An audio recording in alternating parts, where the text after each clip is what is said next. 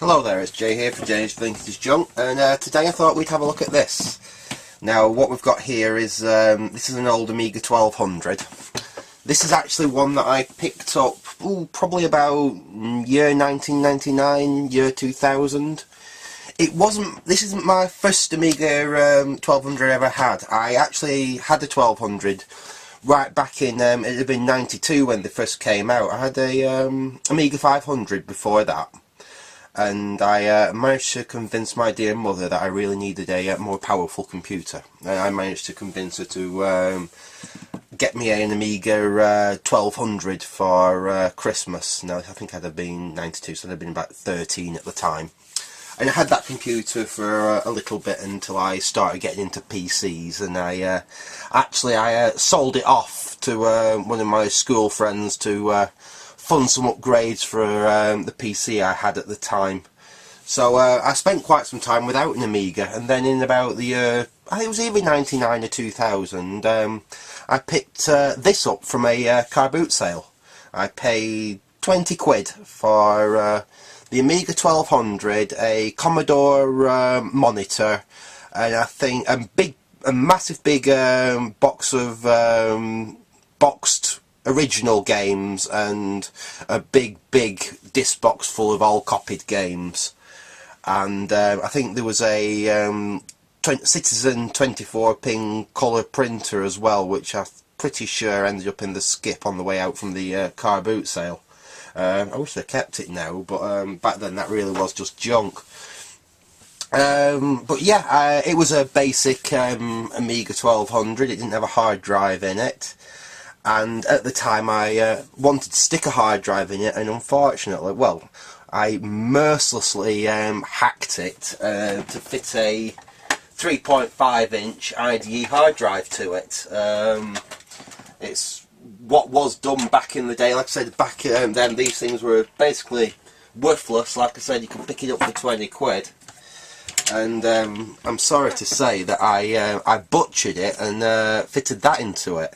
This is an old Quantum Pro drive. I think it was about 120 megabyte Quantum Pro drive, hard drive. So I modified it by, basically I'll take a bit of this apart so you can see. But I'm making amends for that right now, because I'm trying to recommission this old 1200. I'll just get the keyboard out of the way. In fact, yeah, no, I'm not going to disconnect it. I will just slide it out of the way like that. And basically, what I did, let me just remove this this here. What I did is, if you can see this board here, that's a 44-pin to 40-pin IDE adapter, and it was one that was used for putting laptop hard drives in desktop computers. It actually came in like a little 3.5-inch cage like that, the amount of the 2.5-inch hard drive in, and I hacksawed it down to fit the connector. And I'll just remove this. To make enough room for it all to fit, I actually completely butchered the modulator there because I didn't need it. I don't even think I used a Dremel. I think I used a pair of pliers and just broke the end of the modulator off there to allow enough room for this connector to fit on there. And I had 4 big blodges of blue. Obviously I'd removed the metal shield, and I had 4 big blodges of blue tack on the motherboard there, and the 3.5-inch hard drive just kind of like squidged in with the keyboard pushed in, and the case didn't quite shut properly. I had tape along the back of the case to kind of hold it together, but it worked, and I used that Amiga like that for quite a few years actually. Until about 2007, off and on, when at work, one of my work colleagues said, "Oh, you're into old computers. I've got an old Amiga computer. I was going to take to the tip. Is that any good to you?" So I said, "Yeah, go on. I'll save it from the tip." And it turned out to be an Amiga 1200. Something a bit nicer than this. It's actually a one of the ESCOM Amiga 1200s, one of the very last ones. It also has an 040 processor upgrade board in it. I think a 1 gig hard drive in it, all singing, all dancing. It's got a PCIe SCSI adapter for it, an external CD-ROM drive and everything, and basically I rescued that from going to the tip, and sadly I've got to say that that's actually in storage at the moment. But when I got that, this just got shoved in a box, and it hasn't actually been powered up since, probably for 10 years since then, till I just started. I was looking for some bits for the 500 that I'm working on at the moment. I was going through some of my bits and I come across it then. I am still working on the 500 Plus, by the way. I am currently waiting for a new Gary IC to arrive, so we will get back on that computer as soon as that new IC arrives. And I found a Kickstart ROM, a 1.2 Kickstart ROM in amongst my junk for it, so we can be using that for testing until my 27C 400 EPROMs arrive, when I'll burn a new Kickstart 2.0 for it. But anyway, well, let's get back onto this Amiga 1200. Yeah, so it hadn't been powered up for 10 years. It had this horrible 3.5-inch hard drive blue tacked in there. So I thought, I'll get it on the bench and I'll fire it up. Anyway, I plugged it all in, I fired it up, and the hard drive span up and then span back down again, and then span back up and then span back down again. So I thought, oh well, hard drive's not booting off it. I stuck a known good Amiga floppy disk in, one that I'd been playing with on my Amiga 500 only a few days ago, and it tried to boot it but come up with a disk loading error. I tried it again in my 500, and there's nothing wrong with the disk. It would actually load the disk in the 500 fine. I was just wondering whether it was a game then that wouldn't load on a 1200 but would load on a 500, but no, it's a game that I remember quite distinctly works fine on either, because I used to play it on my 500, and I used to play it on my old 1200. It's one of my old game discs. So that wasn't the problem, so I thought we'd crack her open and have a look, and unfortunately, to my horror, I find the dreaded capacitor disease. Yeah. Basically what I've had to do just to get it to boot was to, first thing I did is, if you can see that isn't like quite a normal standard Amiga power connector for the floppy drive, and because I'd had a 3.5-inch hard drive in here, I'd actually cut the lead and tapped a Molex connector off it to power the hard drive as well as the floppy drive from there. So I made that good again and made it just back into a single lead. I pulled the hard drive out, thinking, oh, perhaps it was pulling the 5-volt line down or something like that. Tried to boot a disk in it again, and still, no, it would just not boot the disk. Pulled the drive out, tried cleaning all the heads on the drive, still wouldn't boot. Tried a known good drive in it, still no boot. So then I had to change these two surface mount capacitors there. They were both very, very, very crusty. They'd both been leaking. As soon as I changed them two capacitors, it started booting from disk again. So I thought, great, we've got it booting from disk. Next thing is to try and get the hard drive to work. Now, these old... what have I done with it now? I'm going to put it away.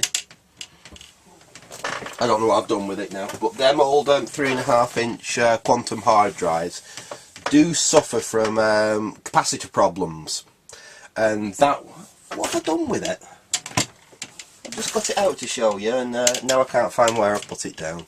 I don't think anyway, so as I say, they suffer from capacitor problems. There's two little capacitors on the bottom of them that dry up, and that's probably why that wasn't working.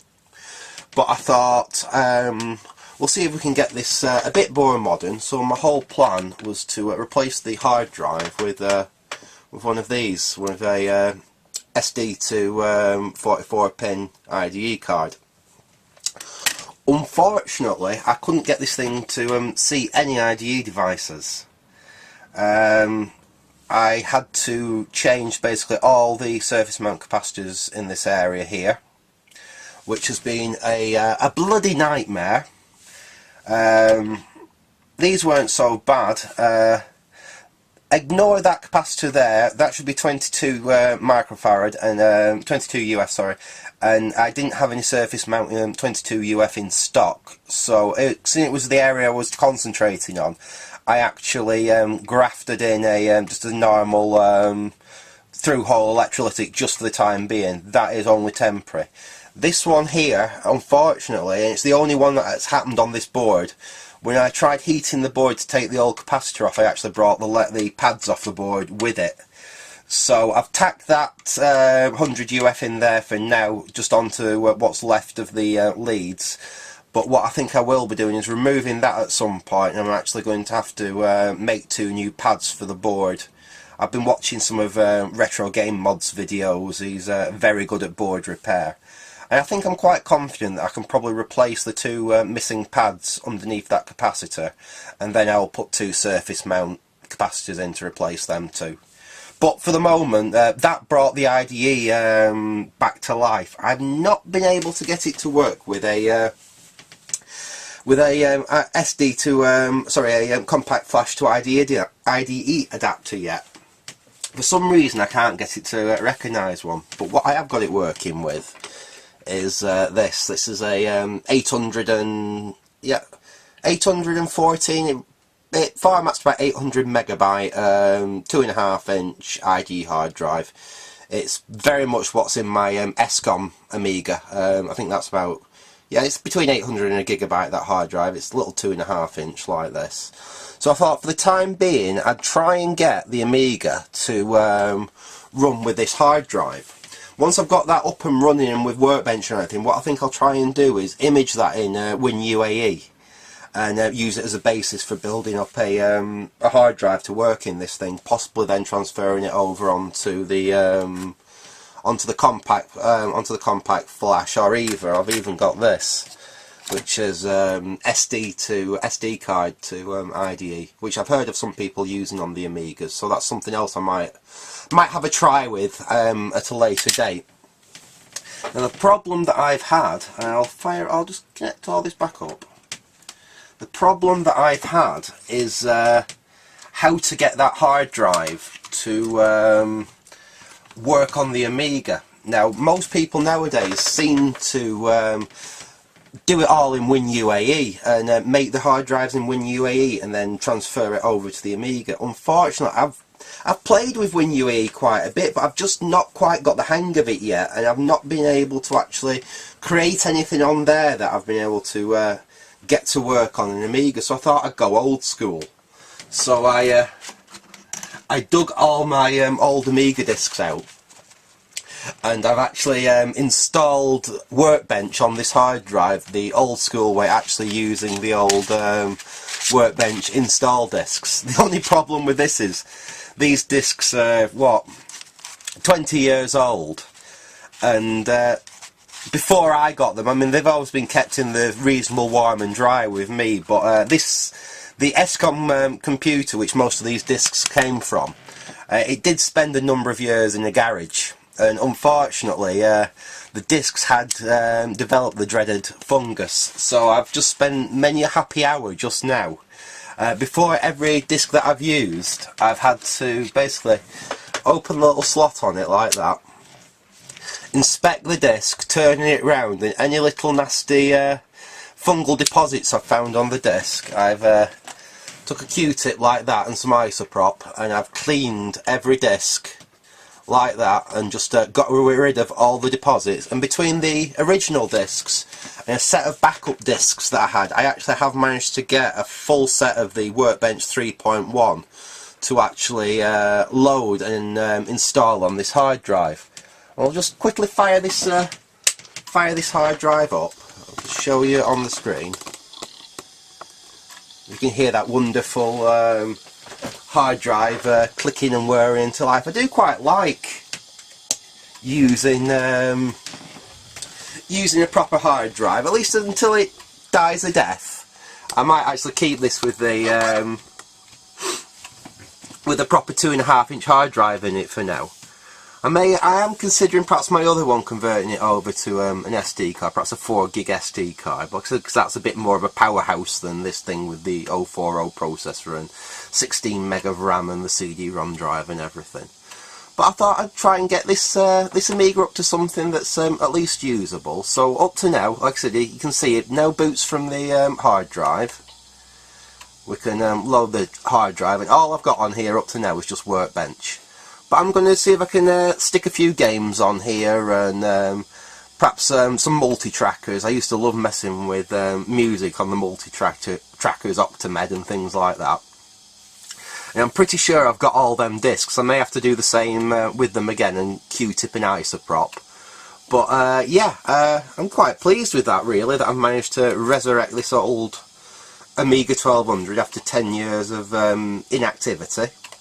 Obviously I've still got a fair bit to do on it. As you can see from the keyboard, it's incredibly yellowed. The case is in a shockingly dirty, horrible state, but that should all clean up fairly well. I think the keys really probably need a retrobrighting. I'll consider what to do with them at a later date. It does still have some more capacitor issues. Like I said, there's the ones I've just shown you around the IDE port. So I have two there. Obviously, I have that pad repair to do under there. I have the other capacitor just to change with a surface mount, and then I have one there, one which is really horrible to do, which is behind the keyboard connector there. And I have two there to change. I haven't done them so far just purely because they're 22 UF, and I have no 22 UF surface mount in stock at the moment, so I've just had to order some for them. I think there's a 10 UF there as well, which I've still yet to do. All the rest I've done on it so far. Once they're done, I'm going to have to get a holder for the hard drive, because unfortunately when with fitting the 3.5 inch hard drive to it, I've tossed the little hard drive holder there, so I'm going to have to scour eBay and see if I can get hold of a hard drive holder, unless anyone can tell me whether it's the same on a 600. I might have to have a look in a 600, because I think there might be one in one of them that I could possibly use, because if I ever get around to repairing any of them 600s I've got, I'm sure they'll end up with an SD card in them, so it's not the end of the world if I was to pinch the holder out of them, if it will fit this. But anyway, yeah, that's all I was going to say. Just say that I've not forgotten about the Amiga 500 Plus. I'm just waiting on parts to arrive for it. And I thought I would have a bit of fun with this Amiga 1200 while I'm waiting. So hope you enjoyed that, and thanks for watching, and goodbye.